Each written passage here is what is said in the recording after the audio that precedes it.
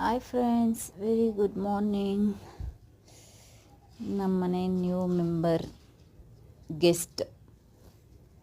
So ನೋಡ್ತಾ ಇದ್ದೀರಾ ಪಪ್ಪಿ ನಮ್ಮ ಸ್ವೀಟಿನ ಏನು ತೀಟೆ ಮಾಡ್ತಿದೆ ಅಂದರೆ, ಬಂದು ಆಲ್ರೆಡಿ 4 days ಆಯಿತು ಮನೆಗೆ. ಸಿಕ್ಕಾಪಟ್ಟೆ ತೀಟೆ ಅಂದರೆ ತೀಟೆ ಫ್ರೆಂಡ್ಸ್.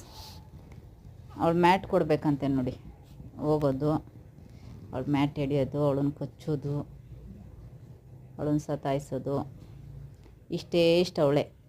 ಅಷ್ಟು ದೊಡ್ಡ ಪ್ರಾಣಿನ, ಅಷ್ಟು ದೊಡ್ಡ ನಾಯಿನ ಭಯಪಡ್ತಿರಂಗೆ ಅವಳನ್ನ ಕೆದಕ್ಕೆ ಬರ್ತಾಳೆ ನೋಡಿರಿ. ಹಿಂಗಿದೆ ನೋಡಿ ಫ್ರೆಂಡ್ಸ್ ಇವತ್ತಿನ ಮಿನಿ ಬ್ಲಾಗ್. ನಮ್ಮ ಸ್ವೀಟಿ ಅಂದ್ಕೋ ಪಾಪುಗೇನೂ ಮಾಡೋಕ್ಕಾಗ್ತಿಲ್ಲ, ಸುಮ್ಮನಿರೋಕ್ಕೂ ಆಗ್ತಿಲ್ಲ. ಅವಳನ್ನ ಮಲಗಕ್ಕೆ ಬಿಡಲ್ಲ ಅಂತಾಳೆ ಫ್ರೆಂಡ್ಸ್. ಈ ಕುಳ್ಳಿ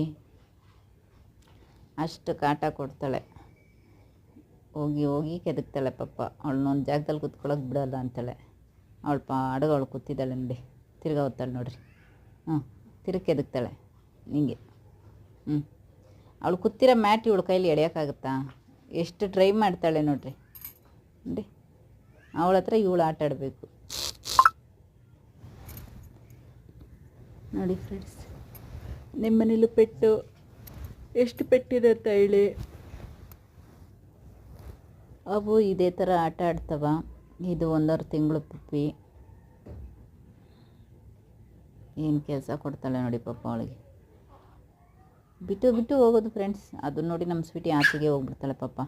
ಇವಳು ಸವಾಸನೇ ನನಗೆ ಬೇಡ ಅಂತಂದ್ಬಿಟ್ಟು ಮಲಗೋಕ್ಕೆ ಬಿಡಲ್ಲ ಅಂತಾಳೆ ಅವಳಿಗೆ. ಪ್ಲೀಸ್ ಸಬ್ಸ್ಕ್ರೈಬ್ ಮಾಡ್ಕೊಳ್ಳಿ, ಶೇರ್ ಮಾಡಿ, ಬೆಲ್ ಐಕನ್ ಕ್ಲಿಕ್ ಮಾಡ್ಕೊಳ್ಳಿ. ನಿಮ್ಮ ಸಪೋರ್ಟ್ ತುಂಬ ಅಗತ್ಯವಿದೆ. Thank you for watching.